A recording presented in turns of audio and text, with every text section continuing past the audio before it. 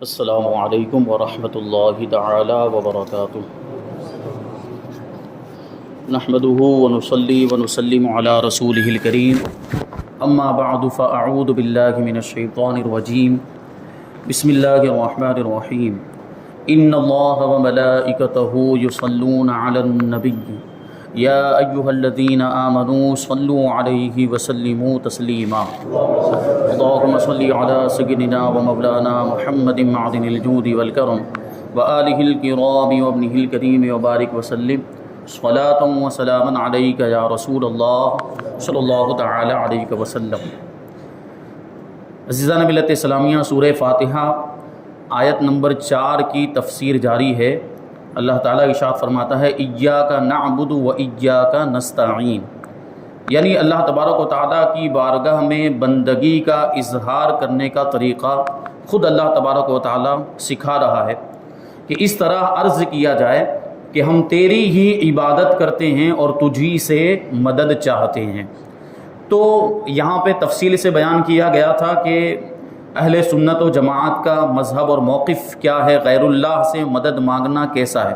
ہم جو اللہ کے ولیوں سے، انبیاء کرام سے مدد طلب کرتے ہیں، ان کو پکارتے ہیں، اس کی پوری تفصیل اس سے پہلے بیان ہوئی۔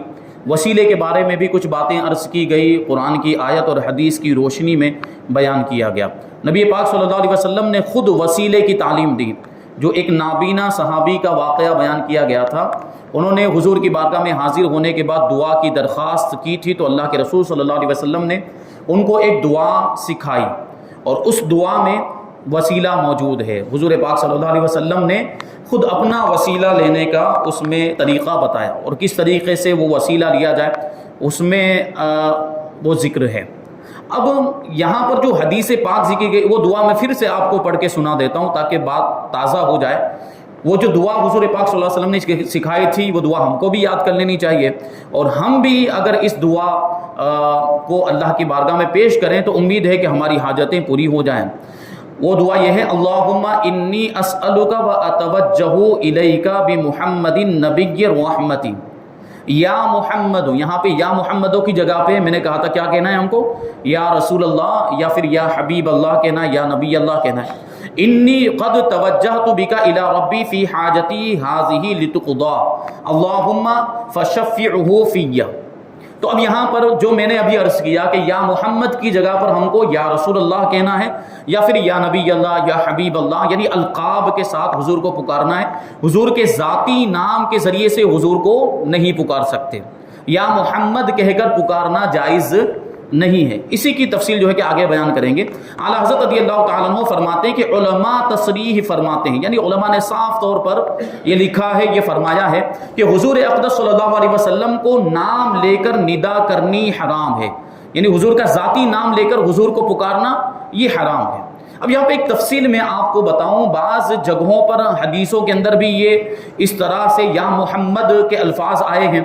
بعض دیگر علماء کی کتابوں میں بھی ہم دیکھتے ہیں کہ وہاں پہ یا محمد کا لفظ آیا ہے، اور کئی اور جگہوں پر بھی بزرگوں کے کلام میں بھی کہیں پہ مل جاتا ہے۔ لیکن بہرحال حکم تو یہی ہے کہ ہم جو ہے عوام وہ یا محمد کہہ کر نہیں پکار سکتے۔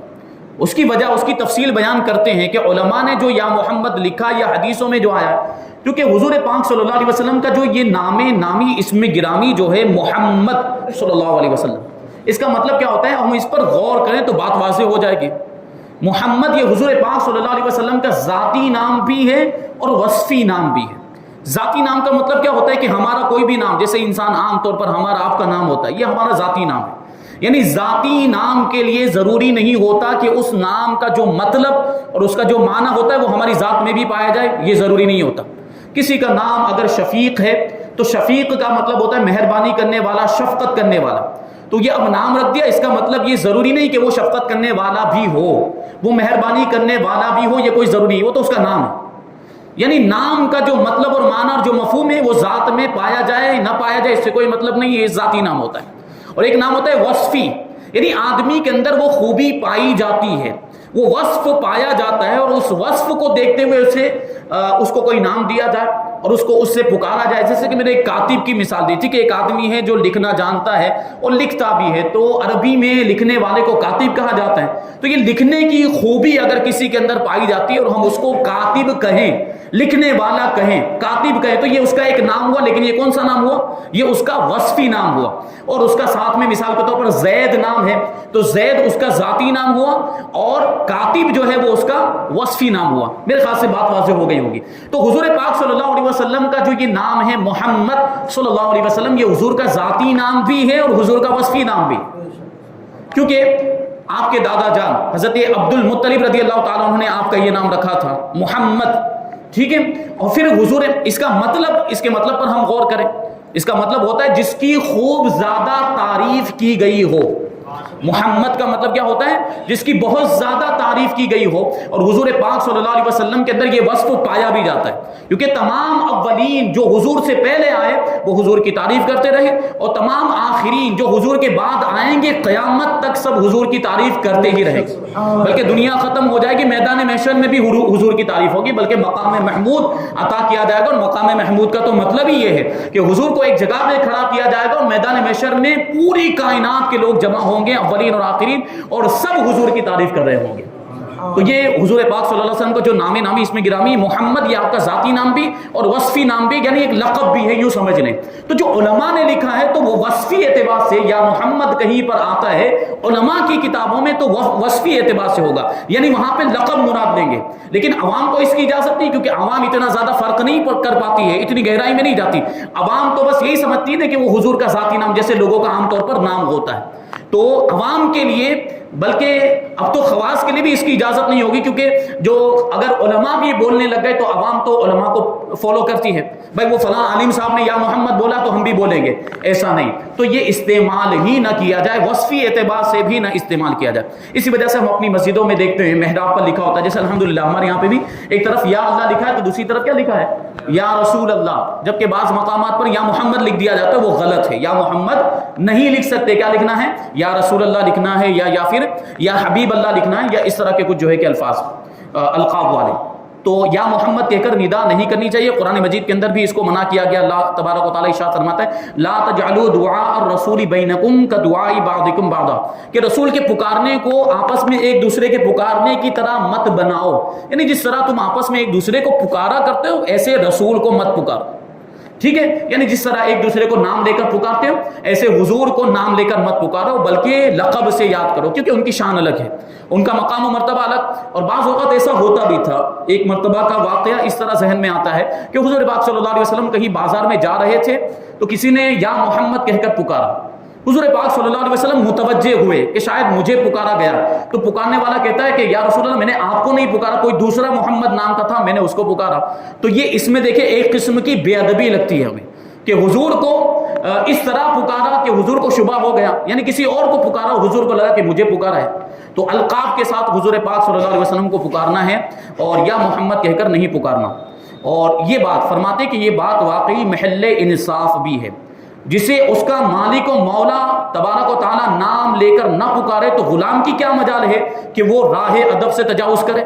یعنی اللہ تبارک و تعالیٰ قرآن مجید کا پورا, آپ قرآن مجید کا مطالعہ کر لیں, پورے قرآن مجید کی تلاوت کر لیں, کہیں بھی اللہ تبارک و تعالیٰ نے حضور پاک صلی اللہ علیہ وسلم کو یا محمد کہہ کر نہیں پکار. آپ کو ملے گا تو یا ایھا النبی ملے گا, یا ایھا الرسول ملے گا, یا ایھا المزمل ملے گا, یا ایھا المدثر ملے گا, یہ القاب ملیں گے, لیکن یا محمد کہیں پر نہیں ملے گا. حضور کا نام آیا ہے, محمد الرسول اللہ آیا ہے, محمد آیا, لیکن یا محمد نہیں آیا. یعنی اللہ نے یا محمد کہہ کر پکارا ہو, ایسا قرآن مجید کے اندر نہیں. تو جب اللہ تبارک و تعالیٰ خود اپنے حبیب کو یا محمد کہہ کر نہیں پکار رہا ہے تو ہم کیسے پکار سکتے ہیں؟ ہماری کیا مجال, ہماری کیا اوقات کہ ہم حضور کو یا محمد کہہ کر پکاریں؟ تو ہم یا رسول اللہ ہی کہیں گے, یا نبی اللہ, یا دوسرے القاب. تو امام زین الدین مراغی وغیرہ محققین نے فرمایا کہ اگر یہ لفظ کسی دعا میں وارد ہو, جیسے کہ یہاں پر ابھی جو دعا آئی اس میں یہ لفظ آیا کہ نہیں یا محمد, تو امام زین الدین اور ان کے علاوہ دوسرے محققین فرماتے ہیں کہ اگر یہ لفظ کسی دعا میں آ جائے جو خود نبی کریم صلی اللہ علیہ وسلم نے تعلیم فرمائی ہو, جیسے کہ دعائے یا محمد انی توجہت بک الی ربی, یعنی جو ابھی دعا گزری, تاہم اس کی جگہ پہ یا رسول اللہ یا نبی اللہ کہنا چاہیے, یعنی ہم کو تبدیل کر لینا چاہیے. تو فرماتے ہیں حالانکہ الفاظ دعا میں حتی الوسع تغیر نہیں کی جاتی. یہ جو دعائیں قرآن میں آئی، جو دعائیں حدیث میں آئی، ان دعاؤں کو تبدیل نہیں کیا جائے گا. یعنی ان میں بہتر طریقہ یہ ہے کہ کیونکہ ظاہر سی بات ہے الفاظ قرآن میں اور الفاظ رسول میں جو تاثیر ہے وہ ہمارے الفاظ میں نہیں ہے، اس لیے وہی الفاظ میں دعا کی جائے تو وہ دعا کی مقبولیت کی امید زیادہ ہو جاتی ہے. جو جیسے ربنا والی دعائیں 40 ربنا کہتے ہیں، اللہ تبارک و تعالیٰ نے قرآن مجید کے اندر یہ دعائیں ذکر فرمائی تعلیم کے لیے، تو وہ دعا ہم جو ہے کہ کر سکتے ہیں اور انہی الفاظ میں دعا کریں تو زیادہ جو ہے کہ مقبولیت کی امید. اسی طرح حدیثوں میں بھی دعائیں آئیں تو ان کو تبدیل نہیں کیا جائے گا حتی الوسع، لیکن یہاں پہ تبدیل کرنے کا حکم دے رہے ہیں. یعنی یا محمد اگر آ جائے کسی دعا میں تو اس کو تبدیل کیا جائے گا. یہ مسئلہ مہمہ یعنی اہم ترین مسئلہ ہے جس سے اکثر اہل زمانہ غافل ہیں. واجب الحفظ ہے، یعنی اس کو یاد رکھنا ضروری ہے. یہ اپنے زمانے کے اعتبار سے فرما رہے ہیں، یہ بزرگ کتنے پرانے ہیں. اب ہمارے زمانے میں تو اور زیادہ غفلت پائی جاتی ہے، جو الفاظ آئے بول دیا جاتا ہے. تو حضور پاک صلی اللہ علیہ وسلم کی شان کے لائق جو الفاظ ہو وہی استعمال کرنے چاہیے. آگے جو اللہ تبارک و تعالیٰ نے ارشاد فرمایا وَإِيَّاكَ نَسْتَعِينُ، ہم تجھی سے مدد چاہتے ہیں، اس کے تعلق سے پوری وضاحت ہو چکی ہے کہ یہاں پر اللہ تبارک و تعالیٰ جو ارشاد فرمایا کہ ہم تجھی سے مدد چاہتے ہیں، تو حقیقی مددگار یہ صرف اور صرف اللہ تبارک و تعالیٰ کی ذات ہے. لیکن عطائی طور پر اللہ کی عطا سے دوسرے لوگ بھی مدد کرتے ہیں. انبیاء اور اولیاء جو مدد کرتے ہیں وہ اللہ کی عطا سے کرتے ہیں. اور یہ جو معنی ہے یعنی عطائی اعتبار سے مدد کرنے والا ہونا یہ غیر اللہ کے لیے ہی ہو سکتا ہے. اللہ تبارک و تعالیٰ کے لیے اگر یہ معنی مان لیا جائے تو کافر ہو جائے آدمی، کیونکہ اللہ تبارک و تعالیٰ کی جو عطا ہے وہ تو ذاتی ہے. اللہ تبارک و تعالیٰ جو مدد کرنے والا ہے وہ ذاتی اعتبار سے بذات خود ہے، اس کو کسی کی عطا نہیں. یعنی ایسا نہیں ہے معاذ اللہ کہ اس کے اوپر کوئی ہے، اس نے اللہ تبارک و تعالیٰ کو قدرت دی ہو پھر وہ اس قدرت و طاقت سے مدد کرتا ہو، نہیں، بلکہ ساری طاقتیں دینے والا، ساری قوتیں دینے والا تو اللہ تبارک و تعالیٰ ہے، وہ تو کسی کا محتاج نہیں ہے.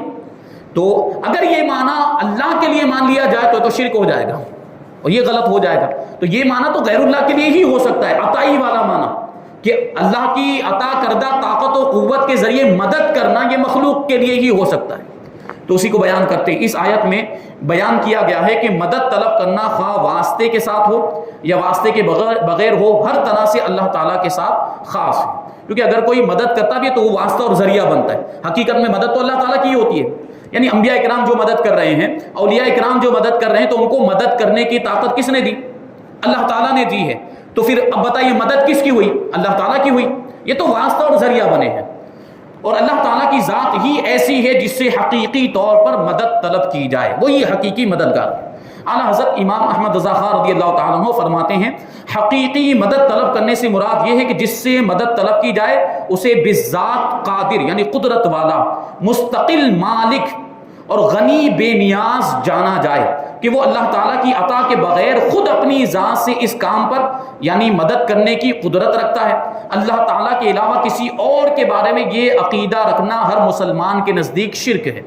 لیکن آپ بتائیے کہ ہم اولیاء اکرام سے مدد مانگتے ہیں، بلکہ کسی بھی عام مسلمان سے جس کو اسلام کی زیادہ جانکاری نہ ہو، ایسے بھی کسی بھی مسلمان سے آپ پوچھ لیں، سنی صحیح العقیدہ ہو بس، اور اس سے پوچھ لیا جائے کہ بھائی تم ولی سے مدد طلب کرتے ہو، مزارات پر جاتے ہو، وہاں مرادیں مانگتے ہو، تو کیا انہیں خدا سمجھ کے مراد مانگتے ہو؟ کیا انہیں مستقل مالک سمجھ کر اور بالذات قدرت رکھنے والا سمجھ کر ان سے مدد مانگتے ہو؟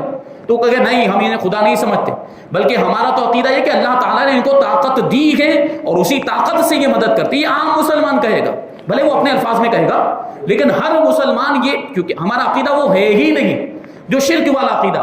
تو یہ تو سنیوں کا عقیدہ ہے کہ یہ جو مدد کرتے ہیں اللہ والے، وہ اللہ کی عطا سے کرتے ہیں، اللہ نے جو ان کو قدرت و طاقت دی ہے اس کے ذریعے سے کرتے ہیں. فرماتے ہیں کوئی مسلمان اللہ تعالیٰ کے علاوہ کسی اور کے بارے میں ایسا عقیدہ نہیں رکھتا. اور اللہ تعالیٰ کے مقبول بندوں کے بارے میں مسلمان یہ عقیدہ رکھتا ہے کہ وہ اللہ تعالیٰ کی بارگاہ تک پہنچنے کے لیے واسطہ اور حاجات پوری ہونے کا وسیلہ اور ذریعہ ہے. یہی تو ہمارا عقیدہ ہے. تو جس طرح حقیقی وجود کہ کسی کے پیدا کیے بغیر خود اپنی ذات سے موجود ہونا، یہ اللہ تعالیٰ کے ساتھ خاص ہے. اللہ تعالیٰ بھی موجود ہے اور انسان بھی موجود ہے. یہاں دیکھیں فرق بتایا جا رہا ہے، لیکن دونوں کے وجود میں فرق ہے. اللہ تعالیٰ کے وجود میں فرق ہے اور انسان کے وجود میں فرق ہے.